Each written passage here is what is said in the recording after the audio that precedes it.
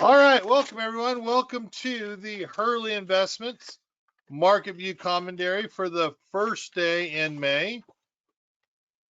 With that said, I'm going to open it up first to you guys. Any questions that you guys have in regards to the stock market today?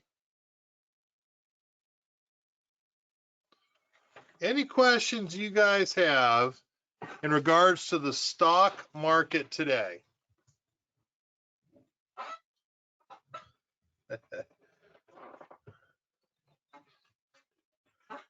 Going nowhere, waiting for the Fed, probably. I agree. That's definitely happening right now, at least for this week. In fact, if we go to the charts,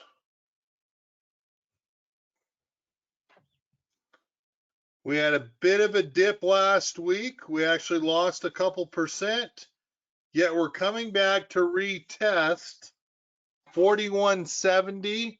Really, it's kind of a retest trying to get above that 4200. The reason why I asked is because this morning I heard the comment about a non-recession recession.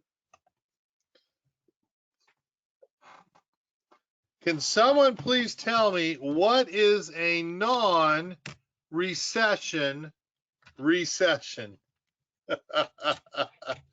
It's a double negative, right?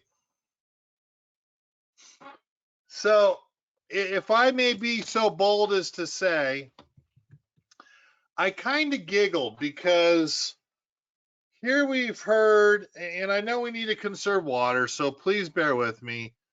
You know, for all these years, we've heard about global warming and we're the cause of it. And then we have a year where we had so much snow, and it's happened before, but the term came up with, well, there's atmospheric rivers that were happening once in a lifetime. And I'm like, no, I lived out here in the 90s, and you know, the jet stream just changes a little bit and our mountains get pummeled over here. Well, I heard last year for the first time atmospheric rivers. That just meant there's a big breadth, a narrow stretch of really big watery clouds that poured all kinds of snow in the West last year. So I heard this comment about non-recession recession, and I listened to it, and the thought, I kind of like it. I kind of like it because if I was to ask you, with all the QE that the world injected into economies, what would be the expectation? With all the money that's been injected into all these world economies, what would the expectation be for stock markets and for GDP?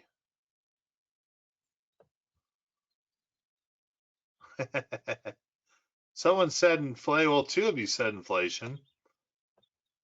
Kind of. I mean, yes. The short answer there is yes, but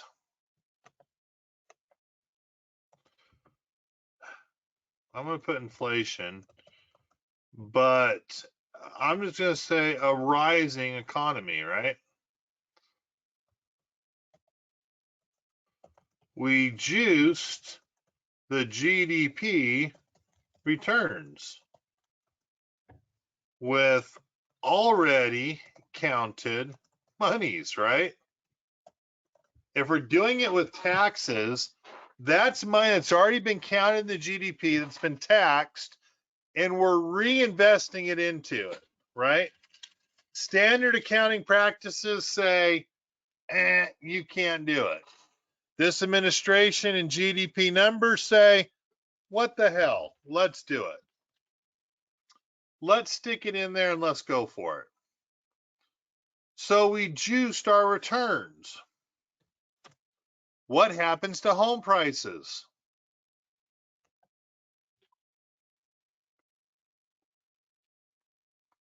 What happens to home prices? Yeah, they go up, right?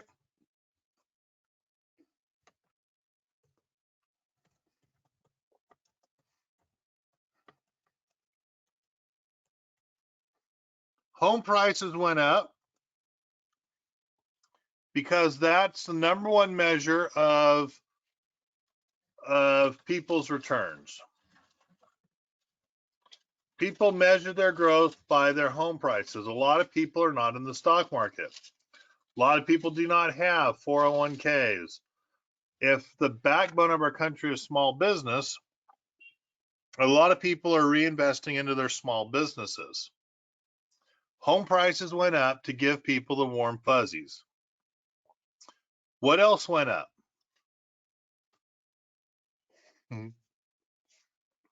What else went up?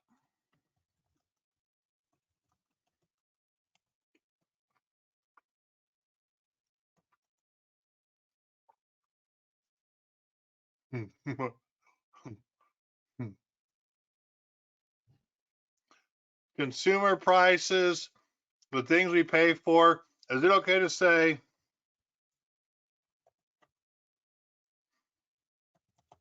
everything else also went up?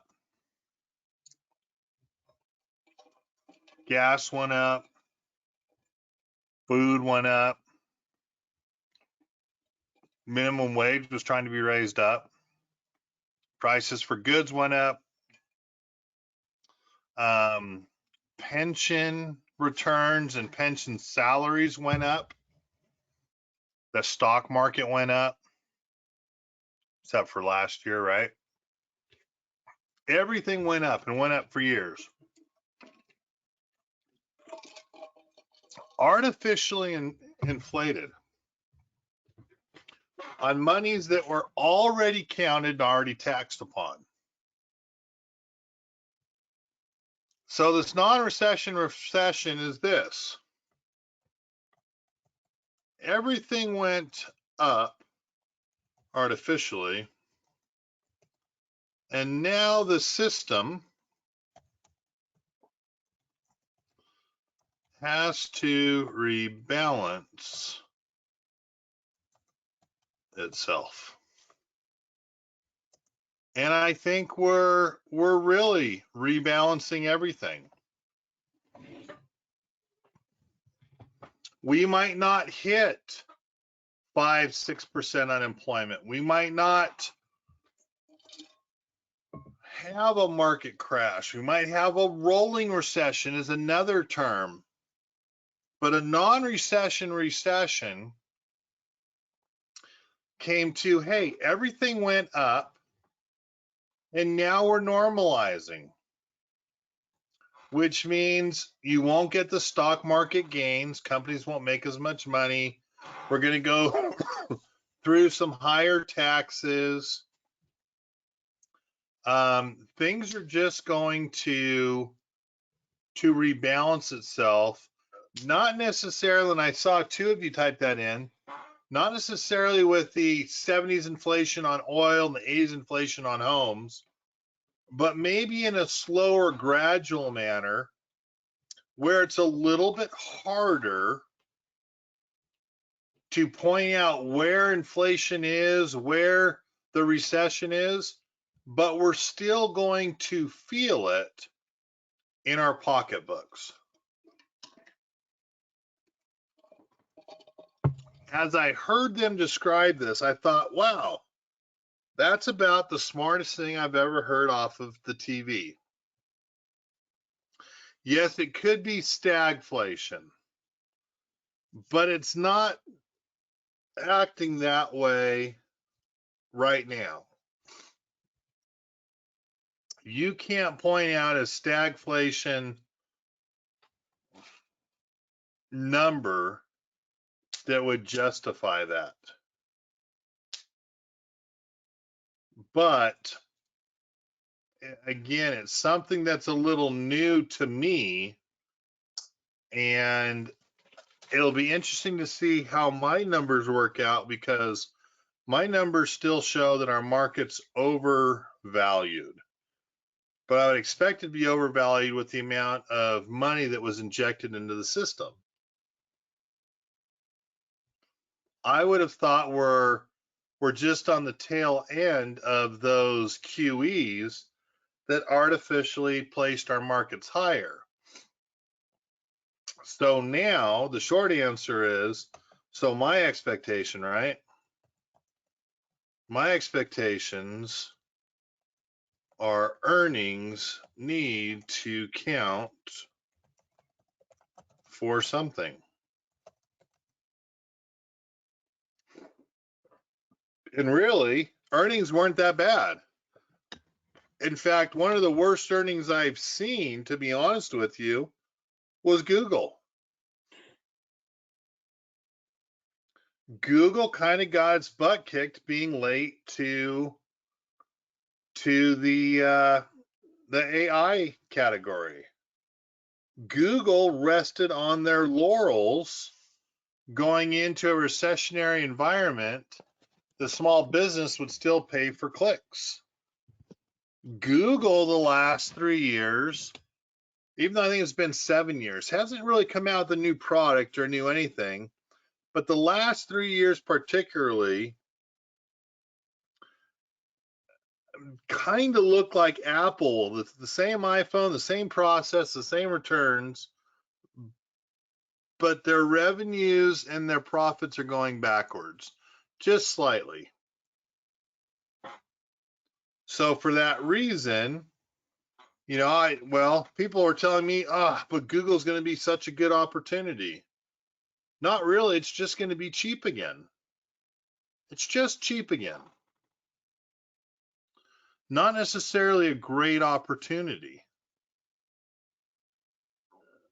It's just cheap. And let's face it, Google really hasn't been a great opportunity for the last 3 years. But it's cheap. Which is funny because I've got an article here from Peter Lynch. And here's the short answer. His investment strategy has been to buy what you know, look for companies poised to grow. But you've got to do your own homework. I like the last paragraph. When companies go from crappy to semi-crappy, the stock goes up. When it goes from semi-crappy to good, they go up. When the business gets to be terrific, get out. It's time to sell, or it's time to really protect, right? I like the fact that Peter Lynch is saying, hey, by individually picking stocks, that's how you beat the market. That's how you beat the market, and that's something that you need to be paying attention to. On a chart, we're approaching the 4,200 level for a triple top, which means earnings need to push us higher, and the Fed on Wednesday needs to, what does the Fed need to do on Wednesday? If the Fed does not do this, our market will crash again, meaning we'll lose 3% or more. What does the Fed need to do on Wednesday? They are going to raise 25 basis points. That's almost 100% baked in.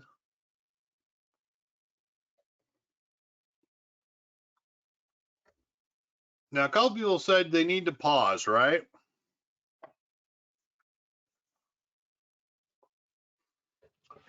if they don't say they're going to pause, I still think there's an out for our stock market.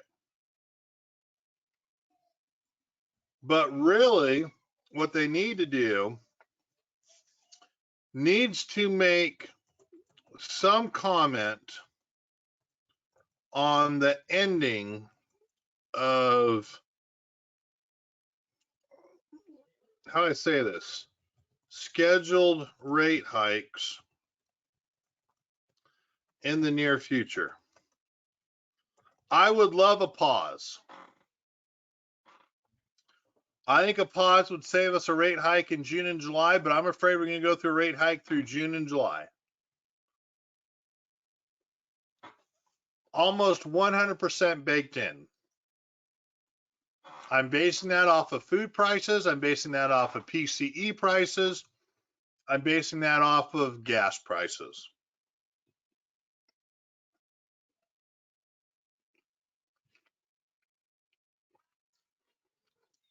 And they don't talk about ending or pausing in the near future. The Fed is notorious for overshooting.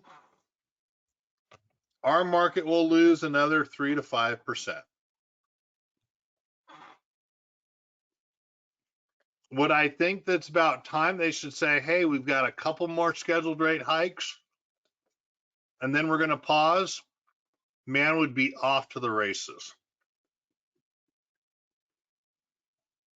We would be off to the races.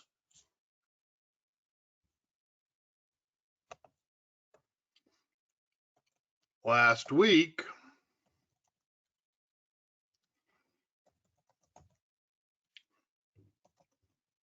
we added 407 SPY puts. Come on. To portfolios, which is 10 points lower than today. Looking at our chart, we looked ugly last Wednesday and Thursday. It really looked bad. We looked like we were going to come down and test the 50-day. Big rebound on Friday.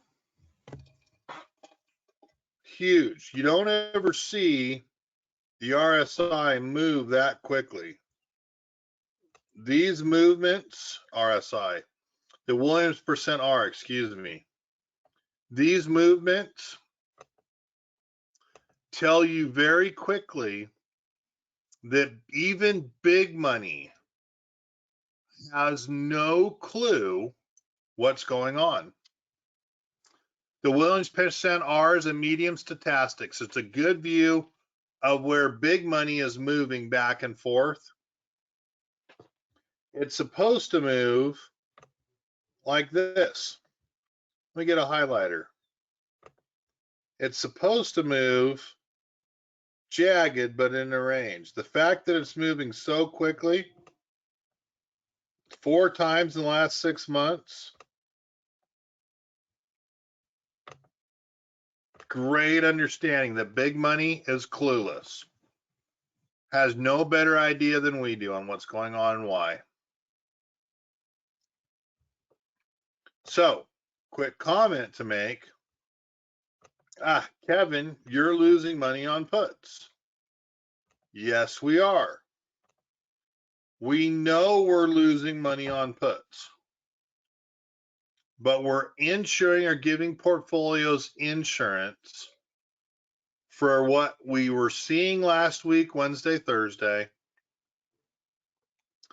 and for the fact that we know we might need it in the future, meaning Wednesday of this week for a rate hike. So if you do see those puts in there, that's what we were looking at. Wednesday, do we get the verdict and take a pause or slowing down? If you were to ask me, the short answer is I don't think they are smart enough to add the verbiage. Even if they're planning on it, I don't think they will be smart enough to add that verbiage, which is why we've kept on a lot of protection in positions except for Bank of America, JP Morgan, because those should do better in rate hikes, and Baidu where it kind of doesn't matter. Only reason we beat the market today was because we had Baidu unprotected. JP Morgan was up $7 at one point, finished down a little below 3. But really, it's Baidu that's going to move us higher, as well as Apple possible earnings. Okay. Earnings date, Apple and Square after the market close. Ford should be tomorrow, but why did I not see Ford tomorrow? That doesn't make sense.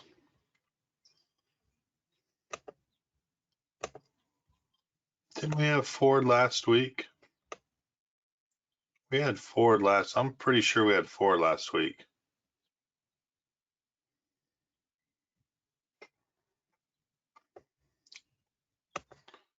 Let me go back to, no Ford last week. Wow.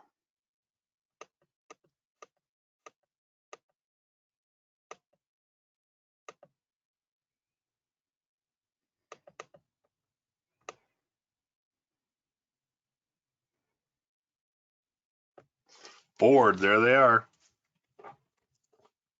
So Ford is Tuesday. I can't believe I did not have them. A consensus of 44 cents on $37.419 million or billion dollars. I really was focusing on Apple and Square on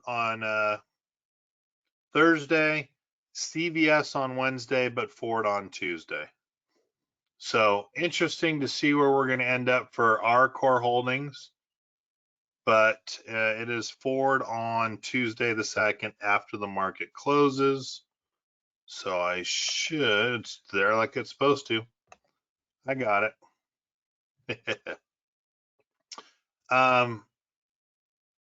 It's kind of funny that we're already talking about the problems we're going to have with the debt ceiling, right? It'll be interesting to see if we're going to go and make this a problem between the Republicans and the Democrats. It'll be interesting to see if that debt ceiling is going to go higher, or if we can finally find a way to start to pay down the credit card. We've been living high on the hog, and we're not doing a great job of paying off our debts. We have the Dow Jones Industrial Average bouncing off the 50-day. It is still technically bullish. We have the S&P still technically bullish, and it went down to the 50-day but did not touch it. And our NASDAQ touched the 50-day, bounced higher.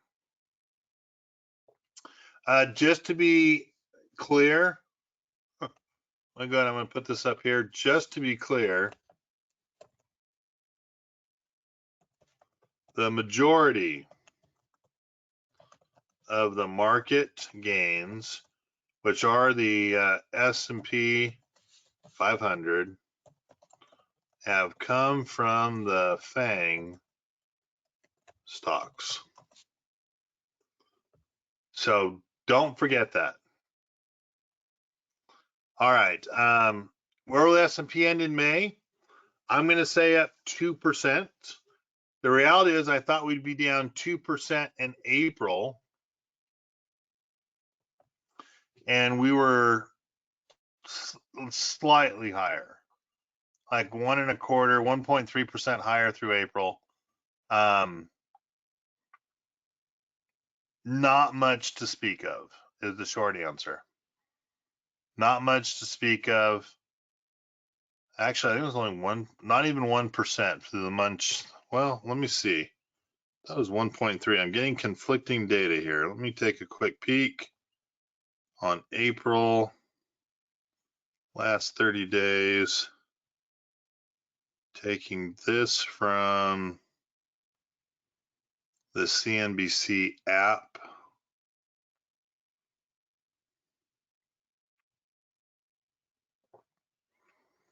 Um, 1 month it says 1.43, which is funny because we can see on the chart, right?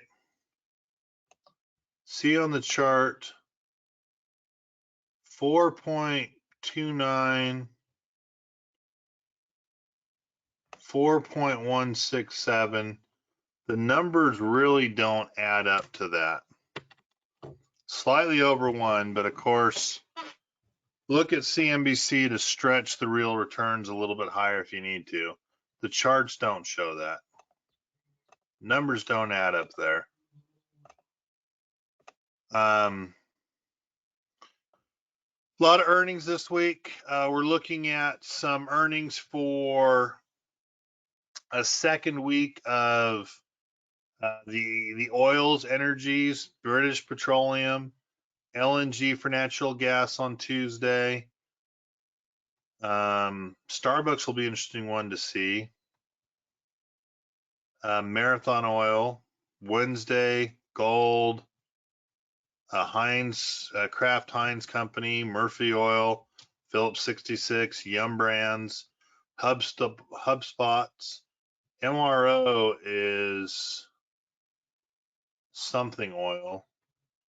Vacation, Qualcomm, Kellogg's on Thursday, DraftKings, Loco. I always have Loco in there, Polo Loco. Monster Drinks on Thursday, Square on Thursday, Apple on Thursday. Those will be the big ones. Interesting to see how AMC Movies and Cinemark report on Friday. See if movies are coming back. I have both of those listed on Friday earnings so that you have an idea of where Disney movies may end up. Economic reports, construction spending came in better than expected, 0.3 versus 0.1. ISM manufacturing also came in better than expected. Still in contraction, anything lower than 50 means manufacturing slowing down, but it was expected to be 46.8, came in at 47.1. So the contraction of U.S. manufacturing is not as bad as expected. We have factory orders and JOLTS tomorrow. ADP employment is going to run the morning futures along with the FOMC rate decision at noon Mountain Standard Time. Initial claims, continuing claims on Thursday, and the average work week reports come out on Friday. With that said, a couple interesting articles for you. Bond ETFs are not a great place to be amid market volatility, the experts say. It's kind of like, duh. You got to be kidding that you guys don't know this, but I just thought I would highlight a special part in it. These kind of drops day after day, these kind of swings. What's the defensive play here in terms of the ETF section action? The comment, actually all hedges are failing. There's no place to hide. So here's one of the best that doesn't know how to use options to act as insurance. GDP rose at 1.1 pace the first quarter as signs building that the economy is slowing. Duh.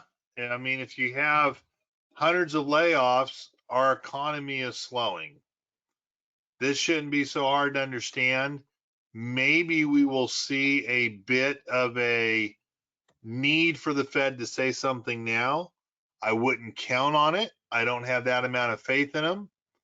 But what I say, you can always hope for something, right?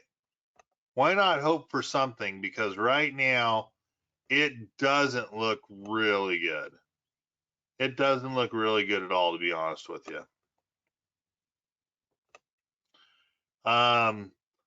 Investor warns it's a lot like a tech bubble and names 3 cheap stocks to buy outside of it. Apple, Microsoft, Nvidia, Meta, Tesla, Amazon, Alphabet account for 95% of the S&P's total return in the first quarter. I'm just putting that out right here. Just justifies what I was saying. But it's interesting because outside of our tech bubble, and not counting Alibaba, it likes Chinese engine Baidu, the Chinese conglomerate Sony. They're ridiculously cheap. So just a couple things again that I look at when it speaks about some of the positions we trade. And then I have the Merrill Lynch, excuse me, I've got the Visa offers evidence of consumer strength and signals inflation is falling. Haven't quite seen this, but I stuck it in here for you guys to read to see what you think. Okay, with that said, what questions do you guys have that I might be able to answer for you? If you're looking at a stock market, if you're looking at what's going on, if you're looking at what we're doing, what is a question that maybe you guys have that I could do my best to try to answer for you? And so, yes, I should have answered that before, William. So questions. Yes, I am still sold on the NASDAQ, right?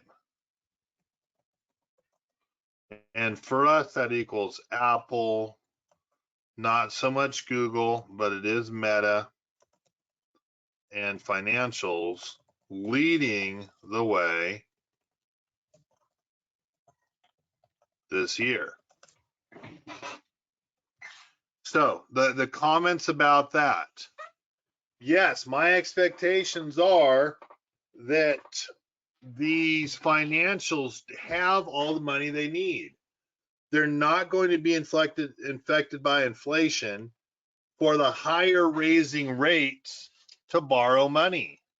In fact, Apple's taking advantage of these higher rates. So yes, I'm still sold on the NASDAQ. I'm not really sold on Nvidia, Google, Microsoft, but I do like Apple, I do like Meta, and I think it's proving to be correct this year. Yes, I also still like Baidu as a China opening play. Not to mention they've been beaten down for so long. We might make our year just on Apple, Meta, and Baidu, let alone banks that should be taking off, retail should be taking off. So yes, the NASDAQ has led us for 10 years. That's how I beat the S&P 500. I do think that we will see a good return. Question, and I think this is interesting. Ford should do well in their earnings. I'm not so worried about Ford for earnings at all. It all depends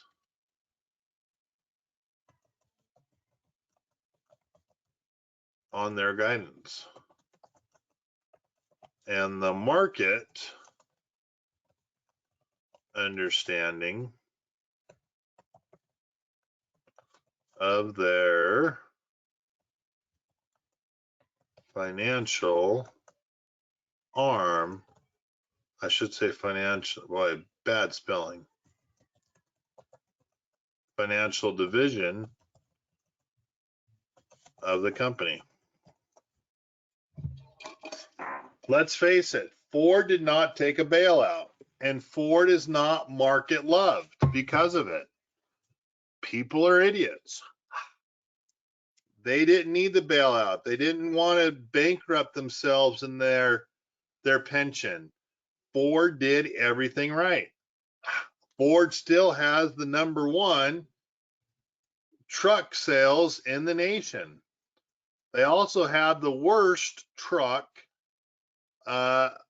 electric car, which again goes to show you electric cars are great if you're going to go less than 75 miles a day. If you're going to travel more than 75 miles a day, being in any traffic, you cannot use a Tesla if you want to use the radio, the maps, the AC. That pulls too much from the batteries. They are too expensive to replace batteries. It is not a money saver, nor is it an earth or a planet saver to be buying electric cars at this time. I'll argue that with anyone, but I wish Ford would focus on what they do best. And I wish they wouldn't be wasting time and the amount of energy that they need to at this point in jumping on the electric bandwagon for vehicles. I would like to see them do a better job of reducing emissions through what they're currently using, getting rid of DEF, and finding better ways to burn the gasolines and the diesel more efficiently. That's what I would like to see Ford do. But who am I? I'm just a small guy that manages tens of millions of dollars in the stock market, right? Someday I'll have to be at hundreds of millions. So I'm expecting Ford to do well. I'm afraid, though, even with good earnings, it will all depend on their commentary for guidance going into the future. Great question, Maud. And are there any other questions?